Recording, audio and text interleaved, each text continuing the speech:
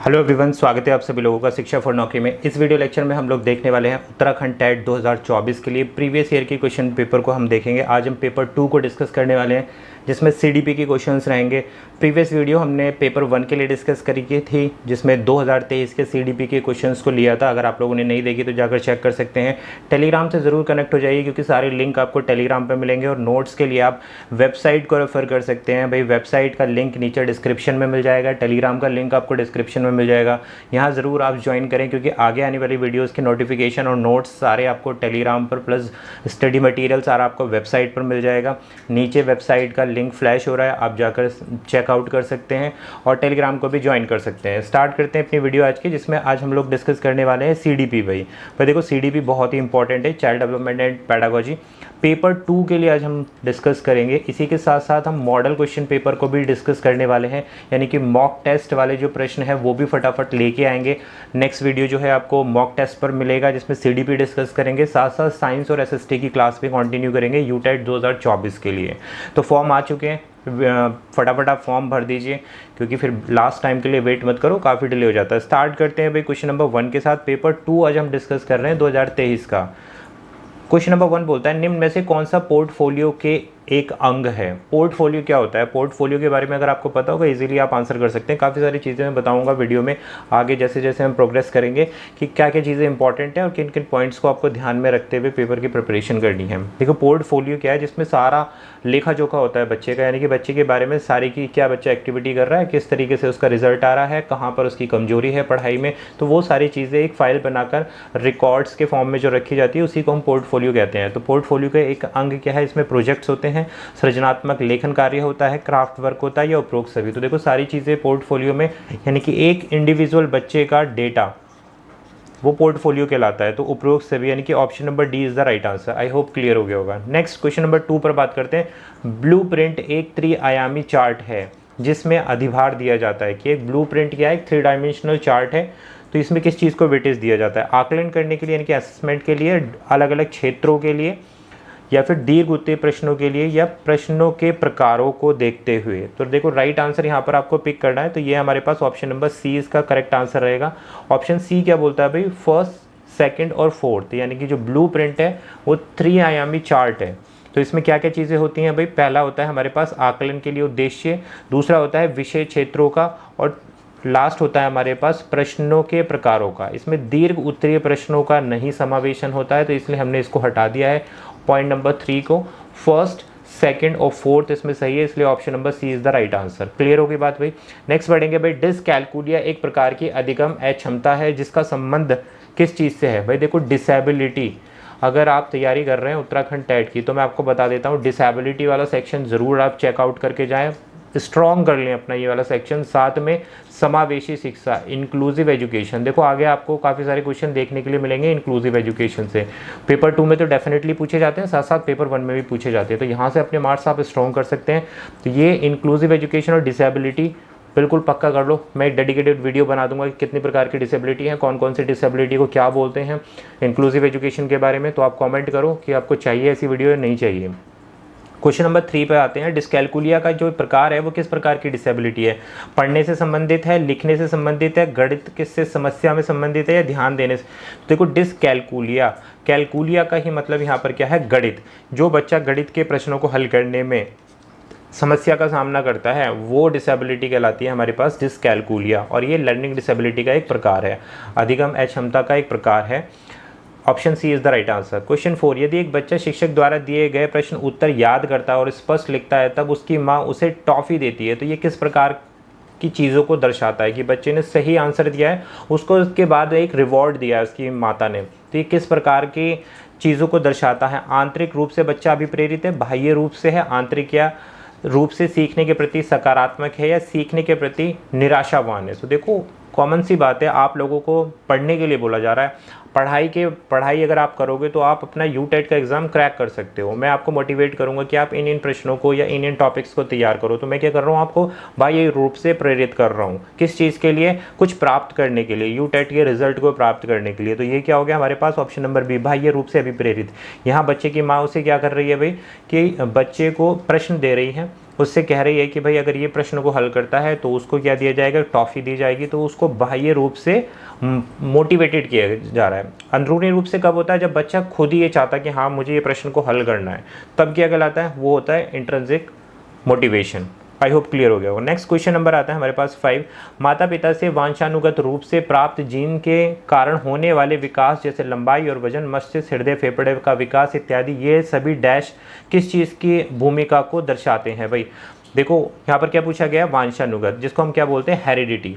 तो हेरिडिटी बहुत ही important role होती है, यानी कि माता पिता से जो भी हमें विरासत के रूप में मिलता है वो क्या कहलाता है, हमारे पास वांछानुगत कहलाता है।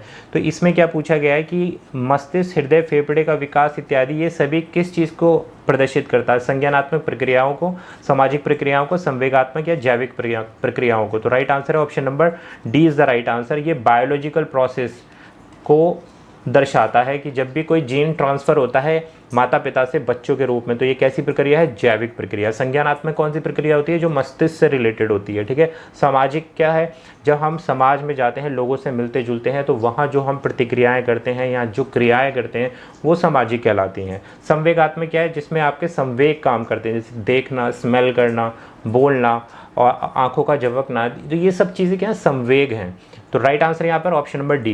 क्वेश्चन 6 आता है, रोहन आत्मसम्मान प्राप्त करने की ओर बढ़ता है, निम्नलिखित में से कौन सा विकल्प उक्त कथन के संदर्भ में सही है। आपसे पूछा गया है कि जो रोहन है, देखो ये क्वेश्चन लिया गया है थ्योरी ऑफ मोटिवेशन से। तो इसमें एक पिरामिड बनता है, उसमें अलग अलग चरण दिए गए हैं, अगर आप लोगों ने अपने CDP में पढ़ा होगा तो उसमें 5 स्टेजेस दी गई हैं। तो उन 5 स्टेजेस में यहाँ पूछा जा रहा है कि रोहन आत्मसम्मान प्राप्त, जहाँ आपको सेल्फ रेस्पेक्ट प्राप्त करना होता है, तो वो कौन से स्टेज पर आता है। तो राइट आंसर है यहाँ पर ऑप्शन नंबर बी। वह आत्मसिद्धि स्तर से एक पद पीछे है। आत्मसिद्धि स्तर कौन सा होता है, जो सबसे ऊपर का चरण होता है उससे एक स्टेप नीचे है, जिसमें क्या है, रोहन आत्मसम्मान प्राप्त करने की ओर बढ़ रहा है। बात क्लियर हो गई। तो option number B is the right answer. Next question number आता है 7। बहुत इंपॉर्टेंट टॉपिक है जिसको हम लोग भी कवर करेंगे, बार बार पूछा जा रहा है, बिल्कुल latest NEP national education policy 2020 अब साथ साथ अपडेट हो गई है 2023 की। तो इनके पॉइंट्स देखने बहुत ज़रूरी हैं। नेशनल एजुकेशन पॉलिसी से आपको प्रश्न देखने के लिए मिलेंगे, 2020 से भी मिलेंगे, 2023 से भी मिलेंगे। तो NEP 2020 किस प्रकार की प्रगति कार्ड की अनुशंसा करता है, बहुत ही इंपॉर्टेंट है भाई। देखो NEP जो है ना 360 डिग्री होलिस्टिक डेवलपमेंट पर फोकस करता है, यानी कि ऑप्शन नंबर बी, कि बच्चे का समग्र रूप से 360 का मतलब क्या, हर एक फील्ड में, हर एक क्षेत्र में बच्चे का विकास हो और उसके ज्ञान में बढ़ोतरी हो। तो ये फोकस किया गया है NEP 2020 में। तो option B is the right answer, holistic progress card पर फोकस करता है। क्वेश्चन 8, प्रशस्त क्या है, व्हाट इज़ प्रशस्त्र, ये पूछा गया है यहाँ पर। देखो प्रशस्त क्या है, तो राइट आंसर है क्वेश्चन नंबर 8 का ऑप्शन नंबर ए, विद्यालय हेतु दिव्यांगताओं की आरंभिक जांच सूची, विद्यार्थियों के अधिगम का आकलन करने हेतु उपकरण, या फिर आपसे पूछा गया है। तो देखो सिंपल समझ लो, जो प्रशस्त्र है ये क्या है भाई, एक डिसेबिलिटी स्क्रीनिंग चेकलिस्ट है।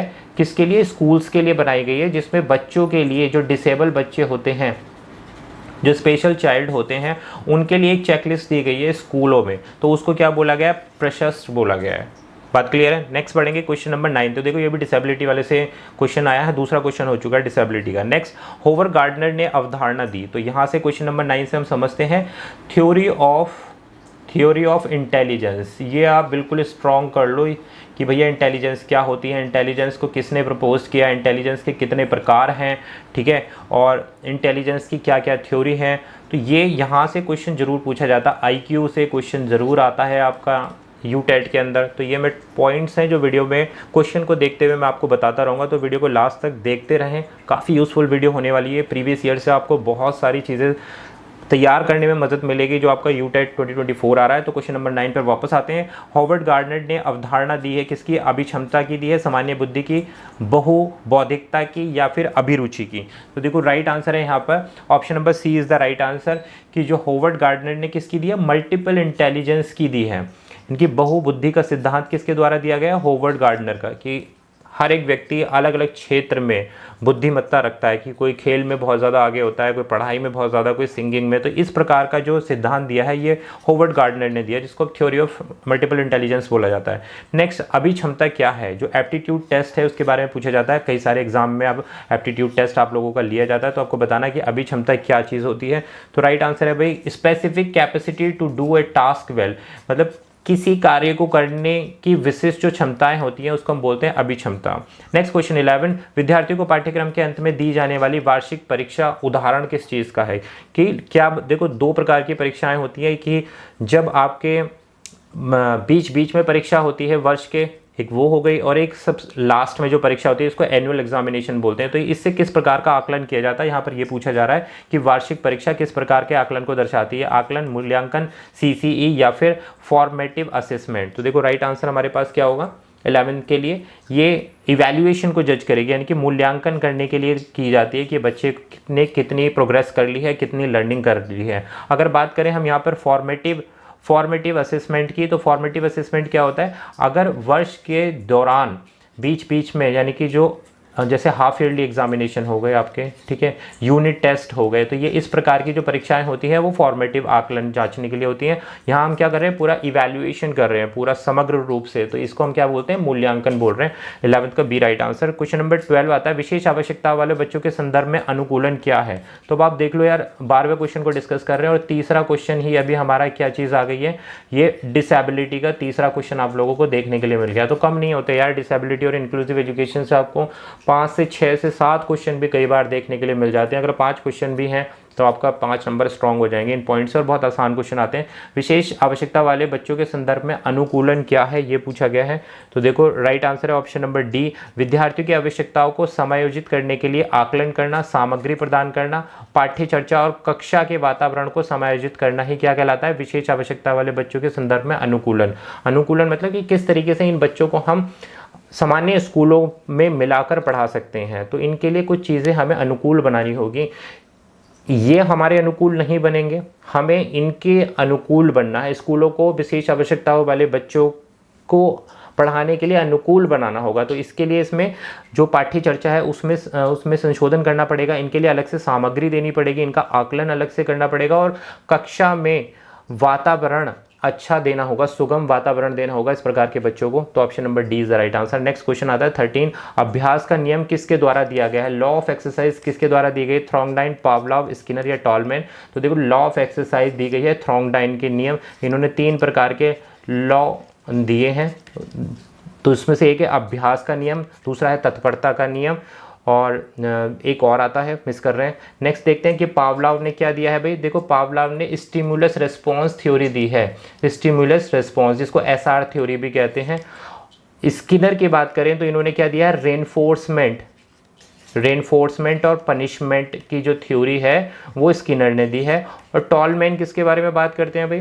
टॉलमैन बात करते हैं बिहेवियर के बारे में बात करते हैं कि कैसा आपका व्यवहार है जो संज्ञानात्मक प्रोसेस से जुड़ा होता है, तो ये टॉलमैन बात करते हैं। तो यहाँ पर लॉ ऑफ एक्सरसाइज किसने दी है? थ्रॉन्गडाइन ने दिया। Option number A is the right answer. Next आता है क्वेश्चन नंबर 14, निम्नलिखित में से कौन सा प्राथमिक पुनर्बलन है? Which of the following is the primary reinforcement? सबसे पहला पुनर्बलन कौन सा होता है भाई?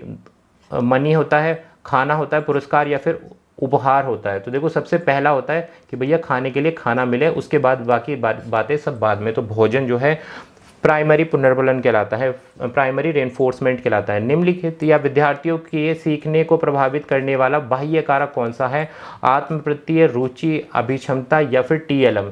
क्या पूछा गया है? External factor affecting the student की जो लर्निंग होती है उसको बाह्य रूप से प्रभावित करने वाला कौन सा कारक है? तो टीएलएम यहाँ पर option number D is the right answer. Teaching learning material जिसको हम कहते हैं, जो टीचर यूज करते हैं बच्चे को समझाने के लिए किसी भी टॉपिक। क्वेश्चन 16 देख लेते हैं, दृश्य श्रव्य अध्येता के लिए सीखने की कौन सी विधि सबसे अच्छी रहती है? कि ऑडियो विजुअल जो लर्नर होते हैं, देखो ये भी डिसेबिलिटी वाले से ही है, चौथा क्वेश्चन आ रहा है आपके लिए, तो ये भी डिसेबिलिटी से लिया गया है कि ऑडियो वीडियो जो लर्नर्स होते हैं उनके लिए कौन सा मेथड सबसे सही रहता है। तो option number B is the right answer, A नहीं, B is the right answer. पाठ से संबंधित मुख्य बिंदुओं को बोलना व साथ साथ श्याम पट पर लिखना, तो ये सबसे अच्छी विधि हो सकती है ऑडियो वीडियो वाले लर्नर्स के लिए। तो यहाँ हमने 16 क्वेश्चंस को देखा, रिमेनिंग क्वेश्चन हम नेक्स्ट वीडियो में डिस्कस करेंगे क्योंकि वीडियो बहुत ज़्यादा लंबा हो जाता है। अगर आपको इंटरेस्टिंग लग रहा है वीडियो तो कमेंट कर सकते हैं, 30 के 30 क्वेश्चन एक ही लेक्चर में फिनिश कर देंगे। तो मिलेंगे आपसे एक नई वीडियो में। टेलीग्राम ज्वाइन नहीं किया तो ज्वाइन कर लेना, नोट्स सारे आपको वेबसाइट में मिल जाएंगे, वेबसाइट का लिंक भी वीडियो के डिस्क्रिप्शन है और नीचे फ्लैश हो रहा होगा। Thank you for watching this session.